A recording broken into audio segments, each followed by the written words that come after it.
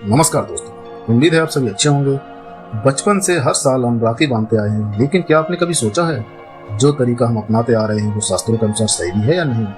क्योंकि राखी सिर्फ एक रस्म नहीं, यह भाई की सुरक्षा, लंबी उम्र और समृद्धि की कामना का पर्व है।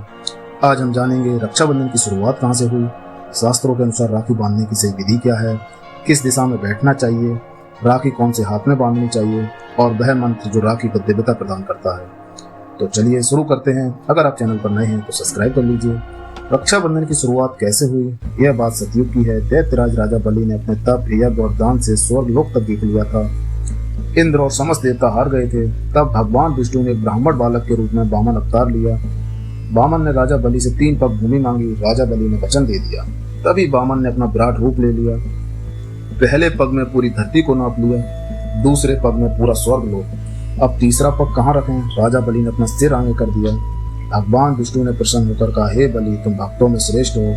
अब पाताल लोक का संपूर्ण अधिकार तुम्हें प्रदान करता हूँ, तुम वहां के राजा कहलाओगे। फिर भगवान बोले, वर मांगो बलि, क्या चाहते हो? बलि ने हाथ जोड़कर कहा, प्रभु, मैं बस एक ही वर चाहता हूँ कि मुझे आपके रोज दर्शन होते रहें। भगवान मुस्कुराए, जैसे तेरे द्वारपाल तुझे प्रतिदिन दर्शन देते हैं, वैसे ही मैं भी तेरा द्वारपाल बनकर तुझे दर्शन दूंगा। लेकिन वहीं वैकुंठ सोना हो गया था। माता लक्ष्मी जी चिंतित थीं। विष्णु भगवान पाताल में जाकर बस गए थे। तब लक्ष्मी जी ने ब्राह्मणी का भेष धारण किया और श्रावण पूर्णिमा का दिन था। वो राजा बलि के पास पहुंची। उन्होंने बलि को रक्षा सूत्र बांधा और उन्हें भाई बना लिया। बलि ने पूछा, बहन बताओ, क्या वर चाहती हो? लक्ष्मी जी ने कहा, मैं अपने पति भगवान विष्णु को वापस पाना चाहती हूँ, यही मेरा वर है। राजा बलि ने भाई का धर्म निभाया, वचन दिया और भगवान विष्णु को विदा किया। यही कारण है रक्षा सूत्र को पवित्र, प्रेम, विश्वास और वचन का प्रतीक माना जाता है। रक्षाबंधन की तिथि और शुभ मुहूर्त। रक्षाबंधन का त्योहार श्रावण मास की पूर्णिमा को मनाया जाता है, लेकिन शास्त्रों के अनुसार इस दिन एक अशुभ समय भी आता है जिसे भद्रकाल कहा गया है। इसीलिए राखी बांधने से पहले पंचांग, पंडित जी, टीवी या ऐप से देखकर जरूर सुनिश्चित कर लें कि वह समय भद्रकाल तो नहीं, क्योंकि लोक कथा के अनुसार एक बार रावण की बहन शूर्पणखा ने भद्रकाल के समय से राखी बांधी थी और उसी दिन से रावण के जीवन में विनाश की शुरुआत हो गई। इसी कारण से भद्रकाल में किसी भी शुभ कार्य को वर्जित माना गया है। राखी बांधने से पहले की तैयारी। सबसे पहले स्नान करें और स्वच्छ कपड़े पहनें। अब थाली सजाएं। आइए जानते हैं थाली में रखी हर चीज का शास्त्रीय महत्व क्या है। राखी प्रेम और सुरक्षा का प्रतीक। दीपक, अग्निदेव को साक्षी मानकर रक्षा का संकल्प लिया जाता है।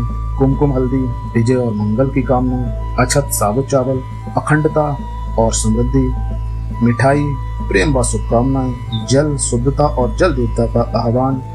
नारियल यदि संभव हो। जीवन की पूर्णता का संकेत, समर्पण और मंगल का प्रतीक। राखी बांधने की विधि शास्त्रों के अनुसार। सबसे पहले जल या गंगा जल से उस स्थान को शुद्ध करें जहाँ राखी बांधी जाएगी। दीप जलाएं और भगवान विष्णु व गणेश जी का स्मरण करें। भाई को उत्तर या पूर्व दिशा की ओर मुख करके बैठाएं। शास्त्रों में यह दिशाएं ऊर्जा, ज्ञान, समृद्धि और आध्यात्मिक उन्नति की प्रतीक मानी जाती हैं। भाई को स्थिर आसन पर बैठाकर ही राखी बांधें, खड़े होकर नहीं। शुभ कार्य सदा बैठकर किए जाते हैं क्योंकि यह धैर्य, श्रद्धा और ऊर्जा को संतुलन का संकेत होता है। खड़े खड़े किया गया कार्य अधूरा और अस्थिर माना जाता है। भाई के सिर पर एक साफ कपड़ा या रुमाल हो। यह सम्मान, ऊर्जा और ब्रह्म स्थान की रक्षा करता है और शुभ कार्यों में सकारात्मक ऊर्जा बनाए रखने का प्रतीक भी है। भाई के दाहिने हाथ में कुछ रखवाएं, जैसे नारियल, सुपारी, चावल या धन। यह संकेत है कि भाई रक्षा सूत्र को उत्तरदायित्व स्वीकार कर रहा है। अब भाई को तिलक करें रोली और चावल से। फिर भाई के दाहिने हाथ की कलाई में राखी बांधें, क्योंकि दाहिना हाथ कर्म, संकल्प और धर्म का प्रतीक है। राखी बांधते समय यह पवित्र रक्षा मंत्र बोला जाता है, येन बुद्धो बलि राजा दानवेंद्रो महाबला तेन तवाम भीम नामी रक्षे माचल माचल। इसका अर्थ है, जिस मंत्र से कभी बलशाली दैत्यराज बलि ने बांधा गया था, उसी विश्वास से मैं रक्षा सूत्र तुम्हें बांध रही हूँ। हे रक्षा सूत्र, तू अचल रहना, डगमगाना नहीं और मेरे भाई की हमेशा रक्षा करना। फिर बहन भाई की आरती उतारे और उसे मिठाई खिलाए। भाई बहन को रक्षा का वचन देता है और उपहार या सगुन स्वरूप कुछ भेंट करता है। कई बहनें इस दिन उपवास भी रखती हैं अपने भाई की लंबी उम्र और सुख शांति के लिए।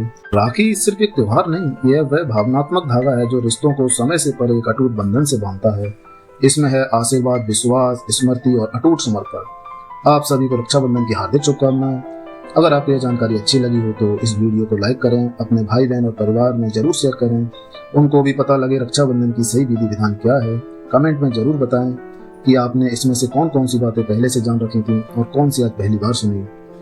और अगर आप चाहते हैं ऐसी ही शास्त्रों और इतिहास से जुड़ी सच्ची कहानियां तो चैनल को सब्सक्राइब कर लें और बेल आइकन दबाना ना भूलें। जय हिंद, जय भारत।